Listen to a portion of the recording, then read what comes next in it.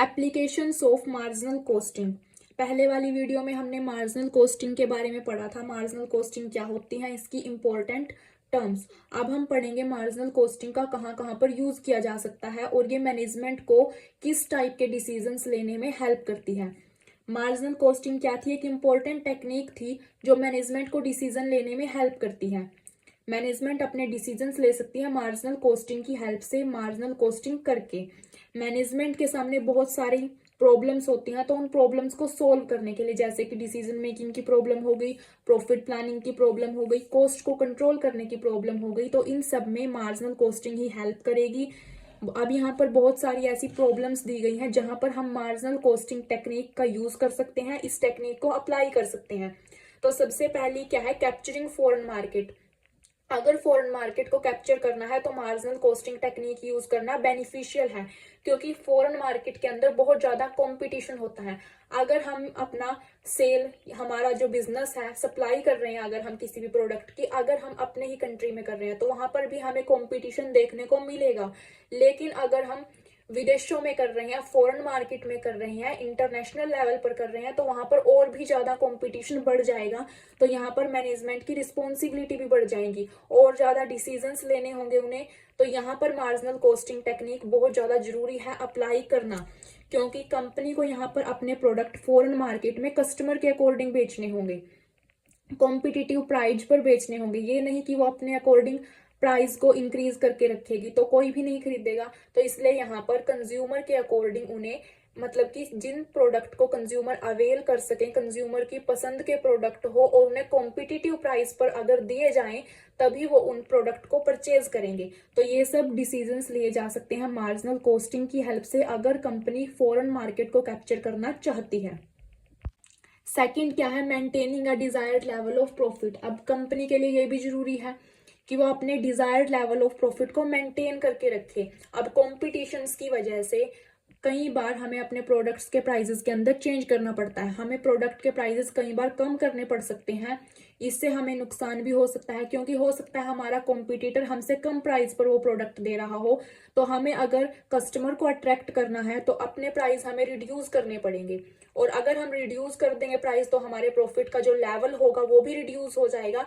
तो इसलिए एक desired level of profit maintain करके रखना जरूरी है, ताकि हमें लॉस भी ना हो और कस्टमर को हम कॉम्पिटिटिव प्राइस पर अपने प्रोडक्ट बेच भी सकें और अपनी हम रेपुटेशन इंक्रीज कर सकें, मार्केट में पहचान बढ़ा सकें। तो जो चेंज होंगे सेल प्राइसेस में, वेरिएबल कॉस्ट में, प्रोडक्ट मिक्स में, ये सारे हमारी प्रॉफिटेबिलिटी के ऊपर डायरेक्ट इफेक्ट डालेंगे। तो मार्जिनल कॉस्टिंग हेल्प करती है मैनेजमेंट की to know how many units have to be sold to maintain the desired level of profit. तो ये हमारी ये सब डिसीजंस लेने में हेल्प करती है मैनेजमेंट की कि हमारे डिजायर्ड लेवल ऑफ प्रॉफिट को मेंटेन रखने के लिए कितनी यूनिट्स हमें सेल करनी है। क्योंकि अगर हम अपने प्रोडक्ट का प्राइस कम कर देंगे तो हमें अपनी सेल बढ़ानी पड़ेगी, ताकि हम उसी डिजायर्ड लेवल ऑफ प्रॉफिट को अर्न कर सके, क्योंकि हमने प्राइस तो कम कर दिया। अगर हम यूनिट ऑफ प्रोडक्शन को इंक्रीज कर दें तो वही हम सेम उतना ही प्रॉफिट अर्न कर सकते हैं। तो ये जो फॉर्मूला दिया गया है अब यहाँ पर, fix cost plus desired profit divided by profit volume ratio, इस फॉर्मूले का यूज होगा। इसके बाद थर्ड है की और लिमिटिंग फैक्टर। की और लिमिटिंग फैक्टर क्या है? जो इम्पोर्टेंट फैक्टर है हमारे प्रोडक्शन के लिए। लिमिटिंग फैक्टर मतलब कि कुछ लिमिटेड से फैक्टर होते हैं हमारे पास, तो उनका यूज कैसे करना है हमारी। A key factor or limiting factor is a factor which limits or put a restriction on product or sale and restrict a company from making unlimited profit। अब अगर कोई कंपनी अनलिमिटेड प्रॉफिट अर्न कर सकती है तो यहाँ पर भी कंपनी के लिए कुछ रिस्ट्रिक्शन क्रिएट हो जाती हैं इन की और लिमिटिंग फैक्टर की वजह से। उसे अपना प्रोडक्शन कम करना पड़ सकता है, क्योंकि ये जो फैक्टर है ये लिमिटेड है, इंपॉर्टेंट फैक्टर है। ये लिमिटिंग फैक्टर हो सकते हैं रॉ मटेरियल की अवेलेबिलिटी, लेबर की, सेल्स की, फाइनेंस की, प्लांट कैपेसिटी की। अगर इन सब का जो स्टॉक है, रॉ मटेरियल कम हुआ, फाइनेंस कम हुआ, सेल कम हुई, प्लांट कैपेसिटी कम हुई, लेबर कम हुई, तो ये फैक्टर अगर लिमिटेड है और ये इंपॉर्टेंट फैक्टर है, क्योंकि प्रोडक्शन में यही सब हेल्प करेंगे हमारी। तो अगर ये लिमिटेड है तो कंपनी क्या करेगी? अब कंपनी का प्रॉफिट भी लिमिटेड होगा, जबकि कंपनी अनलिमिटेड प्रॉफिट अर्न कर सकती है। तो ये सब फैक्टर अगर कम होंगे तो कंपनी का प्रॉफिट भी यहाँ पर अफेक्ट होगा। इसके बाद नेक्स्ट आता है मेक और बाय डिसीजन। मेक और बाय डिसीजन क्या होता है कि हमें कुछ कंपोनेंट्स खुद बनाने हैं या फिर बाहर से परचेज करने हैं, क्योंकि हम हो सकता है ऐसे प्रोडक्शन कर रहे हो, फिनिश गुड्स को प्रोडक्शन कर रही हो जिसमें हमें स्पेयर पार्ट्स की जरूरत पड़ती है, तो हाँ वो हम खुद भी बना सकते हैं और बाहर से भी परचेज कर सकते हैं। तो ये मैनेजमेंट ये देखेगी मार्जिनल कॉस्टिंग टेक्निक की हेल्प से कि खुद बनाना बेटर है या बाहर से परचेज करना बेटर है, क्योंकि अगर हम खुद बनाएंगे तो हमारी कुछ ना कुछ कॉस्ट आएगी और बाहर से अगर परचेज करेंगे तो हमें बाहर कुछ ना कुछ प्राइस पे करना पड़ेगा उनको परचेज करने के लिए। तो इन दोनों के बीच में ना मैनेजमेंट कंपैरिजन करेगी कि क्या बेनिफिशियल है हमारे लिए, क्योंकि अगर खुद बनाने पर हमारी वेरिएबल कॉस्ट कम आती है और बाहर हमें ज्यादा प्राइस देना पड़ता है उस प्रोडक्ट को परचेज करते टाइम, तो मैनेजमेंट डिसीजन लेगी उस प्रोडक्ट को खुद बनाने का कि हम अपने यहाँ पर खुद ही हमारी कंपनी में बनाएंगे उस प्रोडक्ट को और उसी का यूज करेंगे, क्योंकि बाहर से खरीदना हमारे लिए महंगा है, परचेज प्राइस ज्यादा है। लेकिन अगर हमारी वेरिएबल कॉस्ट आती है ज्यादा और परचेज प्राइस आता है कम, अब बाहर से खरीदना ही बेनिफिशियल होगा क्योंकि परचेज प्राइस कम आ रहा है और वेरिएबल कॉस्ट आ रही है ज्यादा, तो कंपनी क्या डिसीजन लेगी, बाय करने का, कि हम बाहर से उस प्रोडक्ट को बाय करके उसको असेंबल करके अपना फिनिश गुड्स प्रिपेयर कर लेंगे।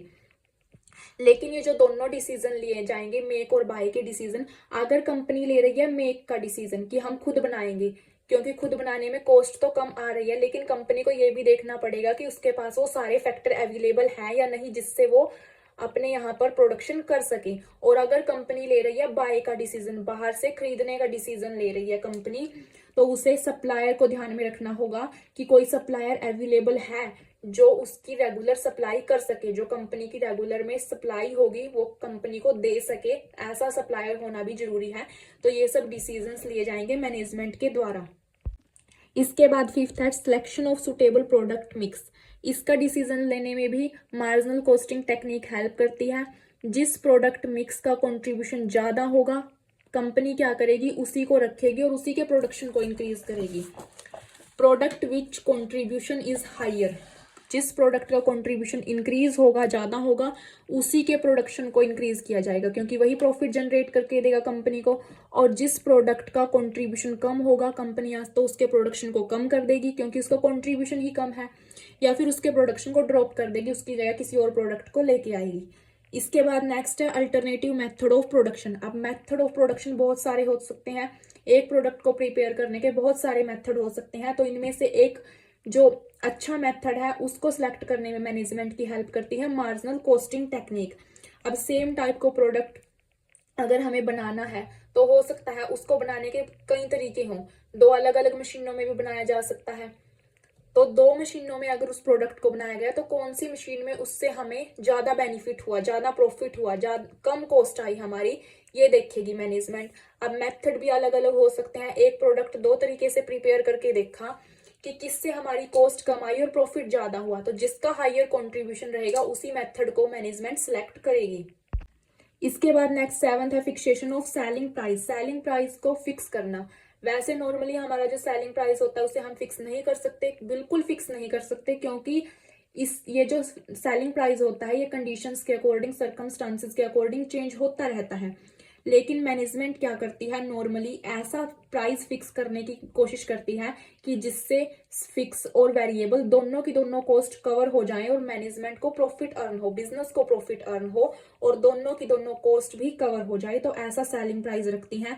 लेकिन कई कंडीशंस में मैनेजमेंट क्या डिसीजन ले सकती है, अपनी कॉस्ट से कम का प्रॉफिट रखने के, मतलब कि कॉस्ट ज्यादा हो जाती है कई बार और प्रॉफिट कई बार कम रखा जाता है। ऐसा क्यों किया जाता है, ऐसा सिर्फ कुछ सर्कमस्टांसेस में ही किया जाता है, जैसे कि स्टिफ कंपटीशन होगा या फिर ट्रेड डिप्रेशन होगा, इन सब सर्कमस्टांसेस में। और मैनेजमेंट क्यों रखती है, ऐसा डिसीजन क्यों लेती है, to dispose of surplus stock. Surplus stock को डिस्पोज ऑफ करने के लिए, स्टॉक बहुत ज्यादा पड़ा है उसको अगर निकालना हो, कॉम्पिटिटर को मार्केट से एलिमिनेट करने के लिए, अपनी आइडल कैपेसिटी को यूटिलाइज करने के लिए, नई मार्केट को एक्सप्लोर करने के लिए, क्योंकि कम प्राइस पर अगर सेल करेंगे हम तो नई मार्केट में जाएंगे, हमारे प्रोडक्ट ज्यादा कस्टमर बनेंगे। To explore foreign market in order to earn foreign exchange, foreign market में ज्यादा सेल करने के लिए, पेरिशेबल प्रोडक्ट्स के अंदर डील करने के लिए। तो इन सब के रिगार्डिंग कंपनी क्या कर सकती है, सेलिंग प्राइस अपना कम फिक्स कर सकती है, मार्जिनल कॉस्ट से कम पर कई बार बेच सकती है प्रोडक्ट, लेकिन मैनेजमेंट यही ट्राई करती है कि उसकी फिक्स और वेरिएबल कॉस्ट कवर हो जाए, ऐसा ही वो सेलिंग प्राइस रखे। इसके बाद नेक्स्ट डिसीजन होगा इवेल्युएशन ऑफ परफॉर्मेंस का। मैनेजमेंट अपनी परफॉर्मेंस को, प्रोडक्ट के रिगार्डिंग जो भी परफॉर्मेंस है उसको इवेल्युएट करेगी। इवेल्युएट कैसे करेगी, मतलब कि ये देखेगी वो कि कौन से प्रोडक्ट हमारे प्रॉफिटेबल हैं और कौन से प्रोडक्ट नॉन प्रॉफिटेबल हैं। अब उनकी परफॉर्मेंस का इवेल्युएशन हो गया, इसके बाद ही डिसीजन लिया जाएगा कि जो नॉन प्रॉफिटेबल प्रोडक्ट है क्या हम उनको एलिमिनेट कर दें, क्योंकि वो नॉन प्रॉफिट जनरेट कर रहे हैं हमारे लिए, क्या उनका जो प्रोडक्शन है हमें आगे फर्दर करना है या फिर नहीं करना है, और जो प्रॉफिटेबल प्रोडक्ट है उनका प्रोडक्शन हमें किस लेवल तक का करना है। इन सब के डिसीजन लिए जाते हैं मैनेजमेंट के द्वारा और मार्जिनल कॉस्टिंग की हेल्प से। इसके बाद नेक्स्ट होगा कैपिटल इन्वेस्टमेंट डिसीजन।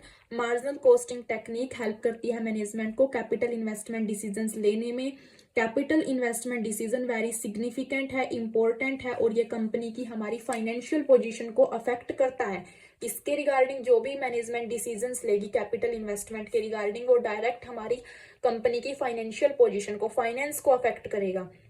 तो ये सब डिसीजंस भी मार्जिनल कॉस्टिंग टेक्निक की हेल्प से लिए जाते हैं।